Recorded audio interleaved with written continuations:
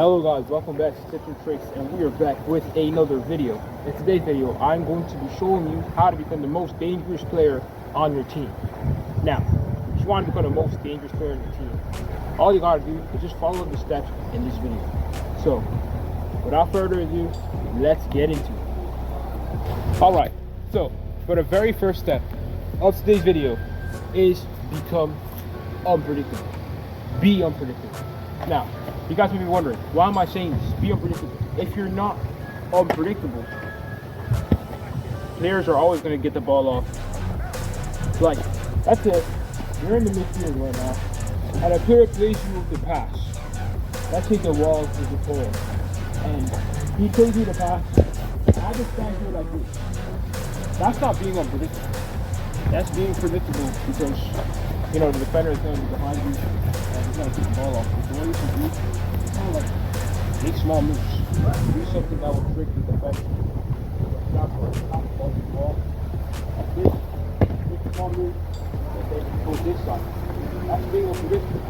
So what you should really be focusing on doing is really getting your movement right.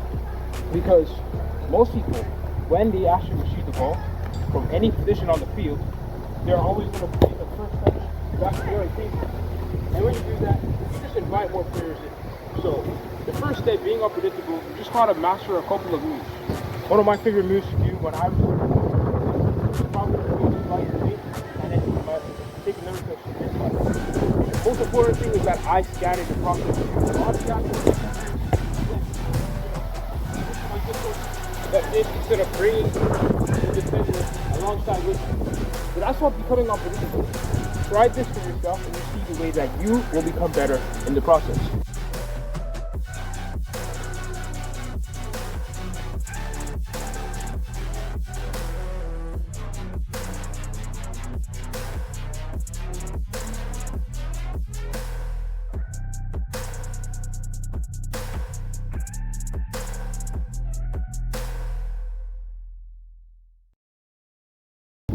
Okay, so for the second step of today's video, take risks.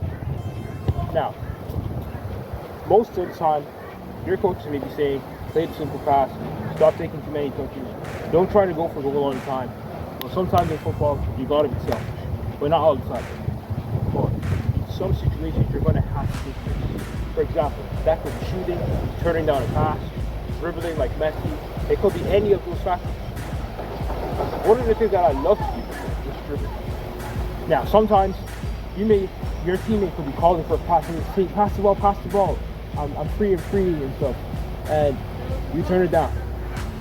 It depends on what situation you're in. Now, I'm not saying that you should do this every single time, but you gotta take risks, because without risk, you're not gonna win a game.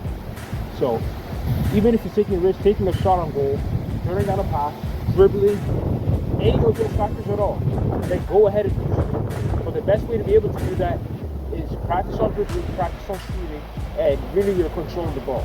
Now, I've made a couple of videos on that, so you guys can go back and watch that if you need to. Well, for the purpose of this video, taking risks is very important, especially if you are an attacking type of player. Because if you are playing in the midfield, you do not want to be always sitting back and always playing one touch pass. You gotta drive the ball up too. And this goes for any position too. If you want to score a goal, think of what other players do. They will drive the ball up, they will shoot, look for chances, get a corner, they will get it for the kick, and, you know, take their chances. So that's what you need to be doing. Take risks every single time. When you're in a game, think about this. What risk am I going to take? What am I going to do so that I can get my team ahead? Those are the type of things that need to be going on in your mind.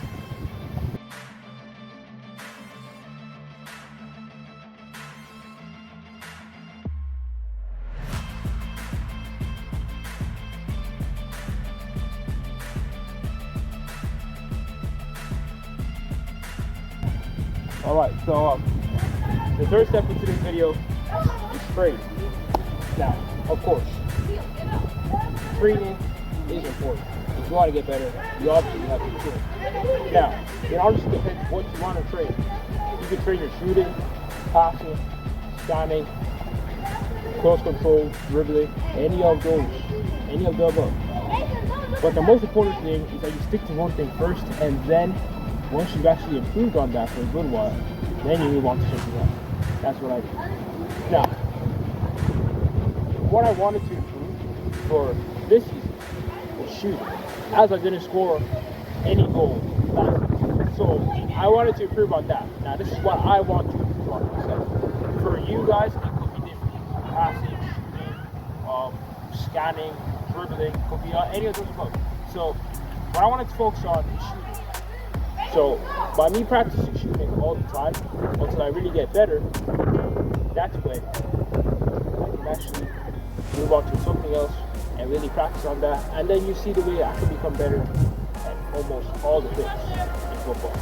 So the most important thing is that you focus on one thing, train on something that you find efficient, make more shots, pass the ball more often, control on the ball, get control on the ball off the string, go outside, do something that can get you better, that can get you to the next level. So that's what I'm on. That's what I'm saying. Training is a big important part if you want to become a dangerous player. Because a dangerous player is unpredictable. You don't know what he's going to do. So if you want to be a dangerous player, you got to train every single time. You got to train shooting, passing, dribbling, etc. So if that's one of you guys, then you got to start training.